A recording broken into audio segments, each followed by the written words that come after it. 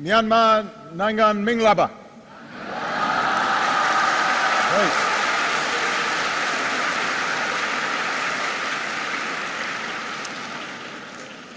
I am very honored to be here at this university and to be the first President of the United States of America to visit your country. I came here because of the importance of your country. You live at the crossroads of East and South Asia.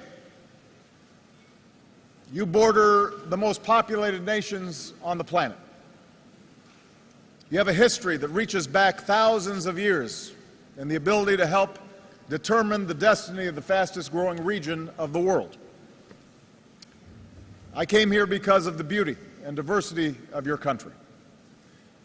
I've seen just earlier today the golden stupa of Shwedagon and have been moved by the timeless idea of metta, the belief that our time on this earth can be defined by tolerance and by love.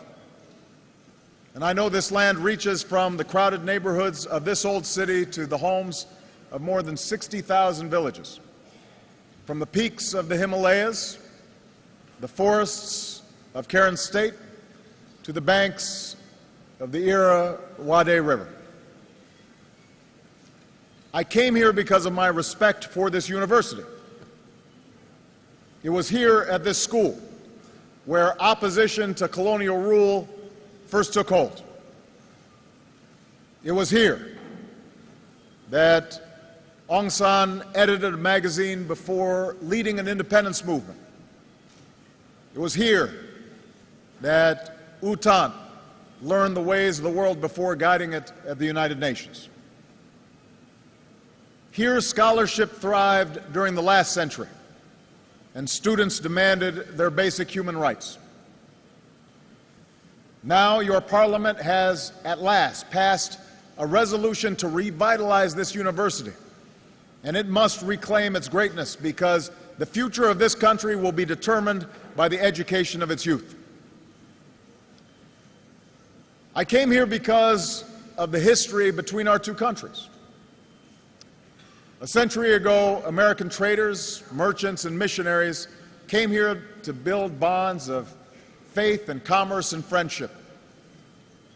And from within these borders, in World War II, our pilots flew into China, and many of our troops gave their lives. Both of our nations emerged from the British Empire, and the United States was among the first countries to recognize an independent Union of Burma. We were proud to found an American center in Rangoon and to build exchanges with schools like this one. And through decades of differences, Americans have been united in their affection for this country and its people. Above all, I came here because of America's belief in human dignity. Over the last several decades, our two countries became strangers. But today, I can tell you that we always remained hopeful about the people of this country, about you. You gave us hope, and we bore witness to your courage. We saw the activists dressed in white visit the families of political prisoners on Sundays, and monks dressed in saffron protesting peacefully in the streets. We learned of ordinary people who organized relief teams to respond to a cyclone, and heard the voices of students and the beats of hip-hop artists projecting the sound of freedom. We came to know exiles and refugees who never lost touch with their families or their ancestral home. And we were inspired by the fierce dignity of Aung San Suu Kyi, as she proved that no human being can truly be imprisoned if hope burns in your heart. When I took office as president, I sent a message to those governments who ruled by fear. I said in my inauguration address, we will extend a hand if you're willing to unclench your fist. And over the last year and a half, a dramatic transition has begun, as a dictatorship of 5 decades has loosened its grip. Under President Thein Sein, the desire for change has been met by an agenda for reform.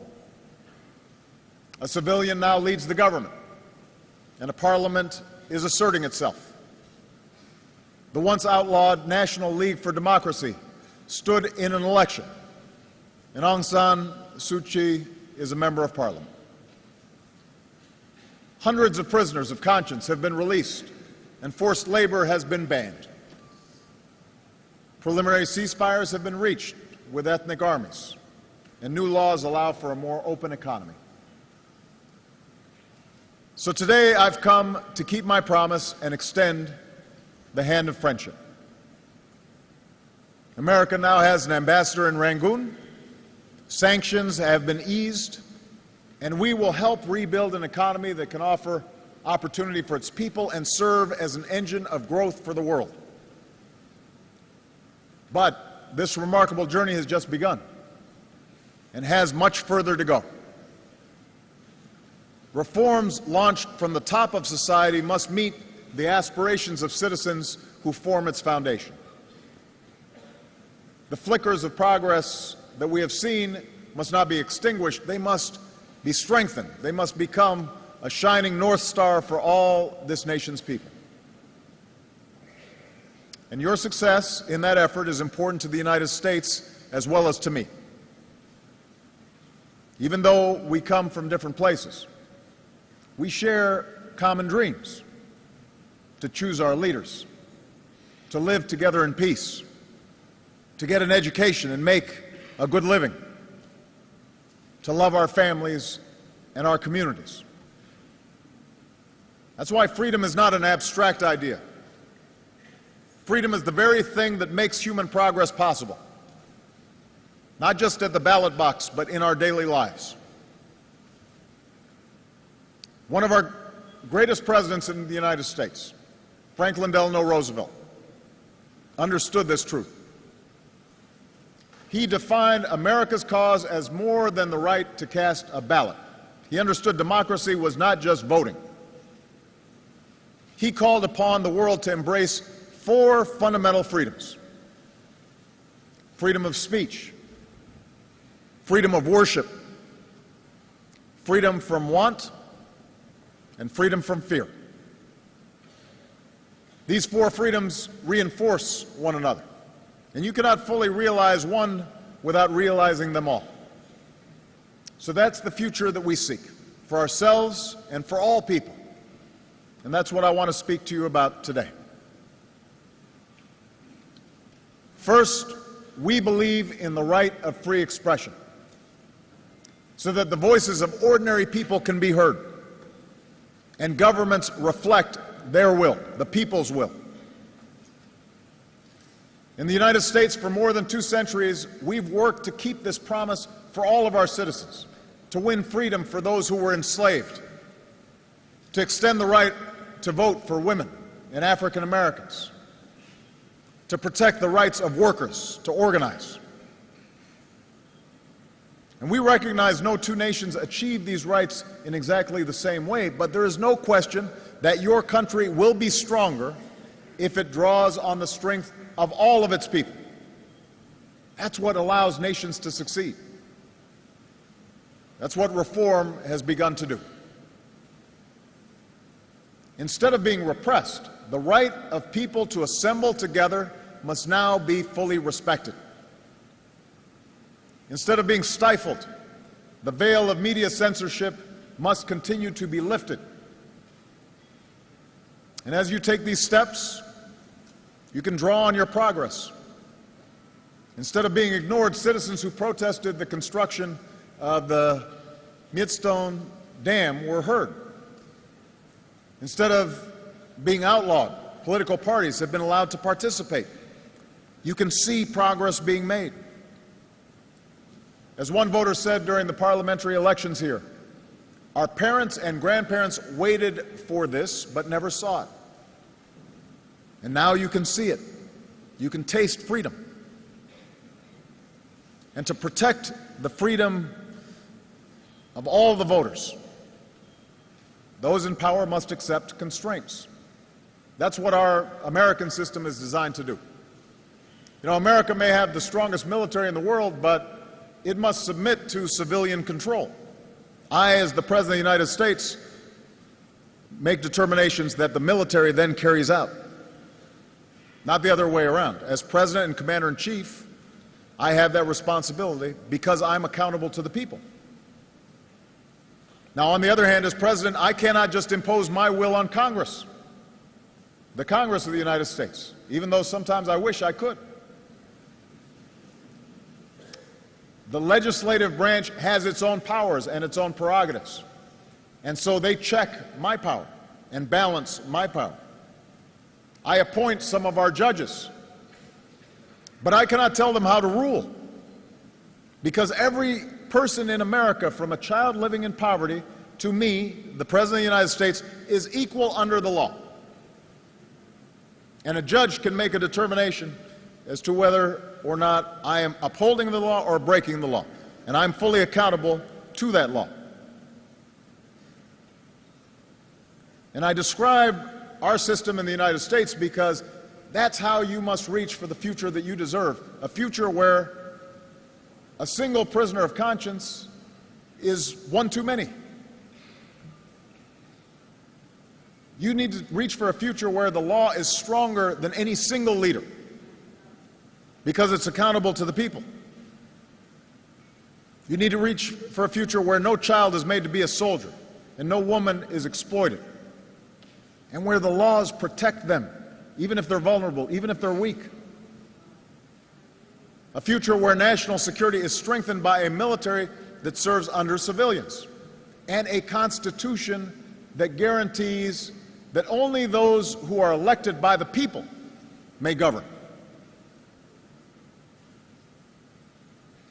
On that journey, America will support you every step of the way by using our assistance to empower civil society, by engaging your military to promote professionalism and human rights, and by partnering with you as you connect your progress towards democracy with economic development. So advancing that journey will help you pursue a second freedom, the belief that all people should be free from want. It's not enough to trade a prison of powerlessness for the pain of an empty stomach. But history shows that governments of the people and by the people and for the people are far more powerful in delivering prosperity. And that's the partnership we seek with you. You know, when ordinary people have a say in their own future, then your land can't just be taken away from you. And that's why reforms must ensure that the people of this nation can have that most fundamental of possessions, the right to own the title to the land on which you live and on which you work. When your talents are unleashed, then opportunity will be created for all people. America is lifting our ban on companies doing business here, and your government has lifted restrictions on investment and taken steps to open up your economy. And now, as more wealth flows into your borders, we hope and expect that it will lift up more people. It can't just help folks at the top, it has to help everybody. And that kind of economic growth where everybody has opportunity, if you work hard, you can succeed. That's what gets a nation moving rapidly when it comes to development. But that kind of growth can only be created if corruption is left behind. For investment to lead to opportunity, reform must promote budgets that are transparent and industry that is privately owned.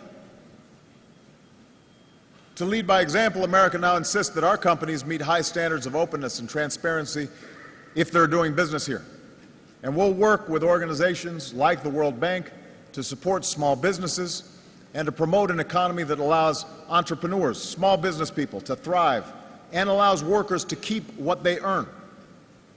And I very much welcome your government's recent decision to join what we've called our Open Government Partnership, so that citizens can come to expect accountability and learn exactly how monies are spent and how your system of government operates.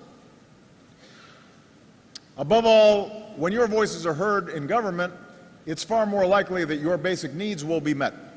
And that's why reform must reach the daily lives of those who are hungry and those who are ill and those who live without electricity or water. And here, too, America will do our part working with you.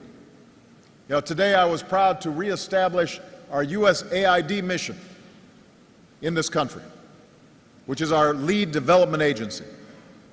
And the United States wants to be a partner in helping this country, which used to be the Rice Bowl of Asia, to reestablish its capacity to feed its people and to care for its sick and educate its children and build its democratic institutions as you continue down the path of reform.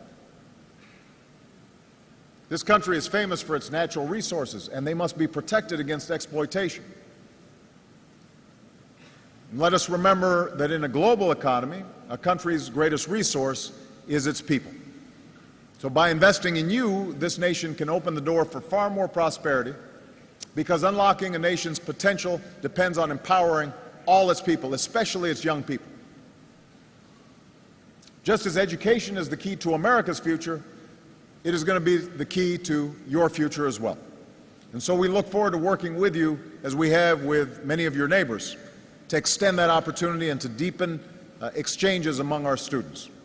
We want students from this country to travel to the United States and learn from us, and we want U.S. students to come here and learn from you.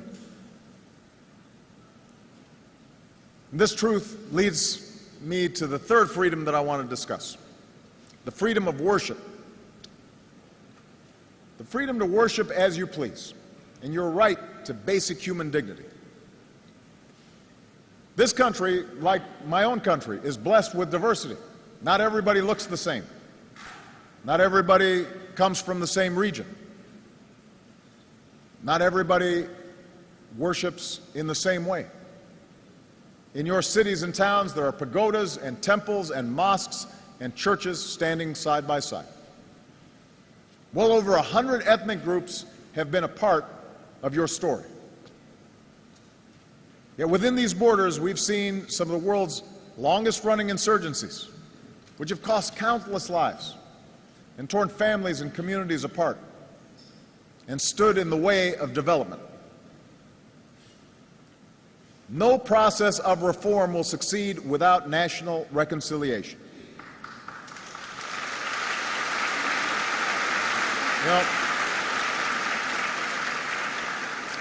You now have a moment of remarkable opportunity to transform ceasefires into lasting settlements and to pursue peace where conflicts still linger, including Kachin State.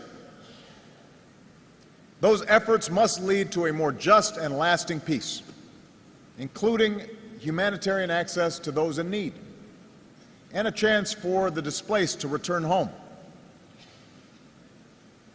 Today we look at the recent violence in Rakhine State that has caused so much suffering, and we see the danger of continued tensions there. For too long, the people of this state, including ethnic Rakhine, have faced crushing poverty and persecution. But there's no excuse for violence against innocent people. And the Rohingya hold within themselves the same dignity as you do and I do. National reconciliation will take time, but for the sake of our common humanity and for the sake of this country's future, it's necessary to stop incitement and to stop violence. And I welcome the government's commitment to address the issues of injustice and accountability and humanitarian access and citizenship. That's a vision that the world will support as you move forward. Every nation struggles to define citizenship. America has had great debates about these issues, and those debates continue to this day because we're a nation of immigrants, people coming from every different part of the world. But what we've learned in the United States is that there are certain principles that are universal. apply to everybody, no matter what you look like, no matter where you come from, no matter what religion you practice. The right of people to live without the threat that their families may be harmed or their homes may be burned simply because of who they are or where they come from. Only the people of this country ultimately can define your union, can define what it means to be a citizen of this country. But I have confidence that as you do that, you can draw on the diversity as a strength and not a weakness. Your country will be stronger because of many different cultures, but you have to seize that opportunity. You have to recognize that strength. I say this because my own country and my own life have taught me the power of diversity. You know, the United States of America is a nation of Christians and Jews and Muslims and Buddhists and Hindus and non-believers. Our story is shaped by every language. It's enriched by every culture. We have people from every corner of the world. We've tasted the bitterness of civil war and segregation. But our history shows us that hatred in the human heart can recede, that the lines between races and tribes can fade away. And what's left is a simple truth. E pluribus unum. That's what we say in America. Out of many, we are one nation, and we are one people. And that truth has time and again made our union stronger. It has made our country stronger. It's part of what has made America great. We amended our Constitution to extend the democratic principles that we hold dear. And I stand before you today as president of the most powerful nation on earth, but recognizing that once the color of my skin would have denied me the right to vote. And so that should give you some sense that if our country can transcend its differences, then yours can too. Every human being within these borders is a part of your nation's story, and you should embrace that. That's not a source of weakness, that's a source of strength if you recognize it. And that brings me to the final freedom that I'll discuss today, and that is the right of all people to live free from fear. In many ways, fear is the force that stands between human beings and their dreams. Fear of conflict and the weapons of war, fear of a future that's different from the past, fear of changes that are reordering our societies and our economy, fear of people who look different or come from a different place or worship in a different way.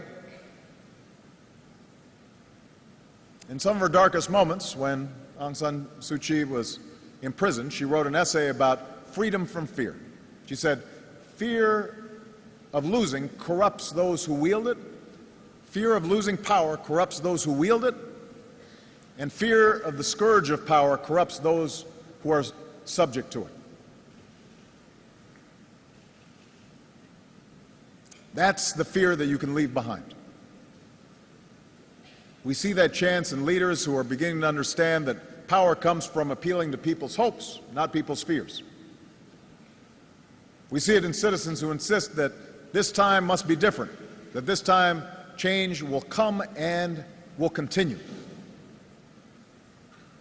As Aung San Suu Kyi wrote, "Fear is not the natural state of civilized man." I believe that.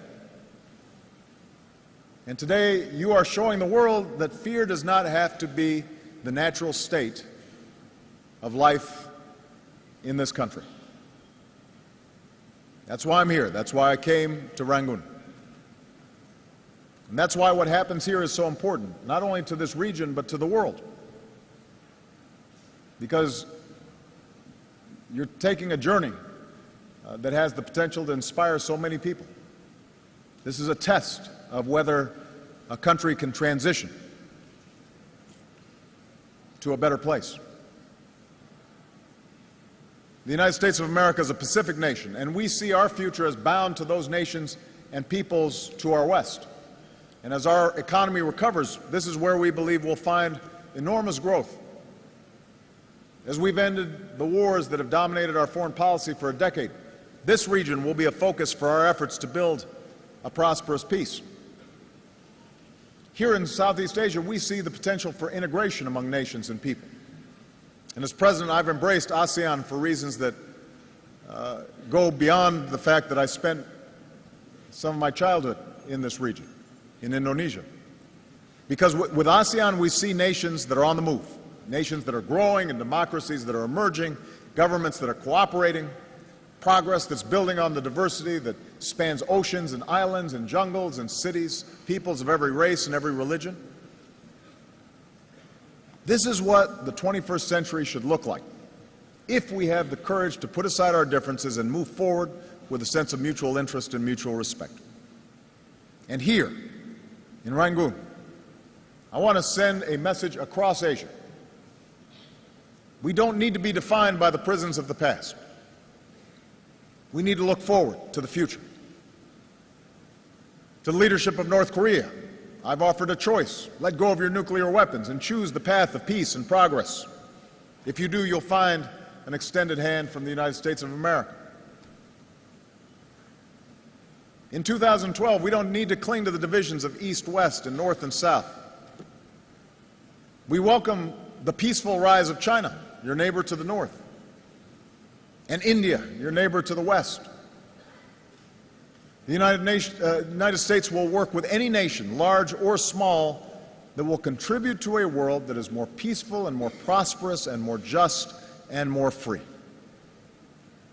And the United States will be a friend to any nation that respects the rights of its citizens and the responsibilities of international law. That's the nation, that's the world that you can start to build here in this historic city. This nation that's been so isolated can show the world the power of a new beginning and demonstrate once again that the journey to democracy goes hand in hand with development. I say this knowing that there's still countless people in this country who do not enjoy the opportunities that many of you seated here do. There are tens of millions who have no electricity. There are prisoners of conscience who still await release. There are refugees and displaced peoples in camps where hope is still something that lies on the distant horizon. Today I say to you, and I say to everybody that can hear my voice, that the United States of America is with you, including those who have been forgotten, those who are dispossessed, those who are ostracized, those who are poor. We carry your story in our heads and your hopes in our hearts. Because in this 21st century, with the spread of technology and the breaking down of barriers, the front lines of freedom are within nations and individuals, not simply between them. As one former prisoner put it in speaking to his fellow citizens, politics is your job. It's not only for politicians. You know, we have an expression in the United States that the most important office in a democracy is the office of citizen. Not president, not speaker, but citizen.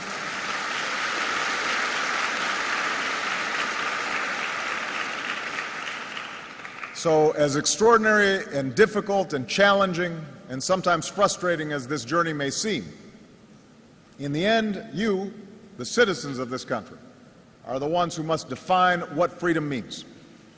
You're the ones who are going to have to seize freedom. Because a true revolution of the spirit begins in each of our hearts. It requires the kind of courage that so many of your leaders have already displayed. The road ahead will be marked by huge challenges, and there will be those who resist the forces of change. But I stand here with confidence that something is happening in this country that cannot be reversed. And the will of the people can lift up this nation and set a great example for the world. And you will have in the United States of America a partner on that long journey. So, Jesutin Bade. Thank you.